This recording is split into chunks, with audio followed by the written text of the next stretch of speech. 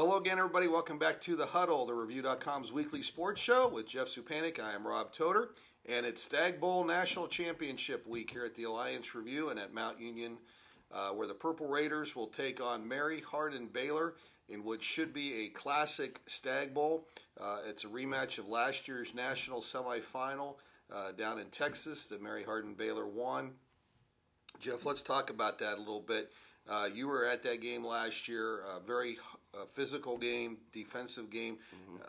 What's the takeaway from that, and is that something that we can expect this year as well?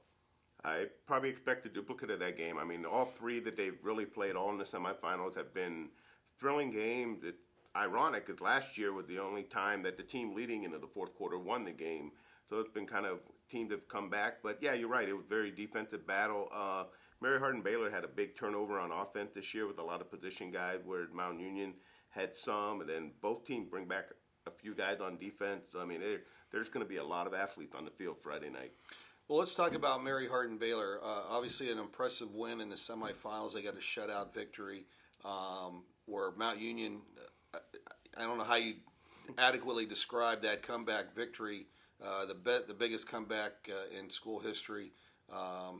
So I guess offensively, the key for Mount Union, can they put points on the board against a very good Mary Hardin-Baylor defense? I think they can. I think that unlike what Mary Hardin-Baylor's seen with some of the teams in the playoff, Brockport, very good passing team, but they were okay with the run. St. Thomas, very good run team, okay with the pass. That they're now going to see a team, number one, that has a very dynamic quarterback, dynamic running back, dynamic receivers. So it's, I mean, that's the matchup I'm more so than the other side of seeing Mary Hardin-Baylor's offense versus Mount Union's defense. The number of playmakers that are just going to be out there, it's going to be incredible to see. Well, we've got to talk about that game last week in Wisconsin, where Mount Union trailing 35-10 with 6 minutes to go in the third quarter, rallies to defeat Oshkosh 43-40, and really outscored Oshkosh 33-5 in a span of about 16 clock minutes. They took the lead with about a little over 5.5 minutes to go in that game, and held on and got a couple of stops on defense. And I don't know, can you describe it in one word? Surreal. I mean, I was sitting there. You said it was a 60 minutes of game action, but it felt about 4 hours of real life because it was there were explosive plays in the game, but there was some methodical play in the game. It was very contrast, but they got down, I thought right before the half, when it was 21-10, I thought, okay, 21-10, but you gave up a long kickoff return, a long pass play.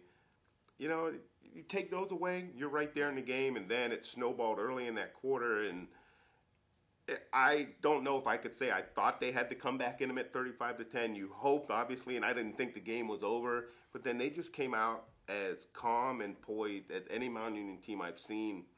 35-17, 35-24. Then they got the big turnover in the red zone, and then it's 35-30 going into the fourth, and I think right there you got one team that's shell-shocked and another that feels like they can do no wrong, and they made the plays in the second half.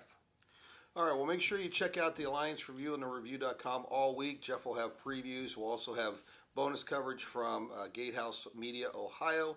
We'll have videos, highlights of the game throughout the day on Friday night, late Friday night, and all day Saturday. We'll have interviews with players and, of course, game coverage all weekend long. So for Jeff, this is Rob. Go Purple Raiders.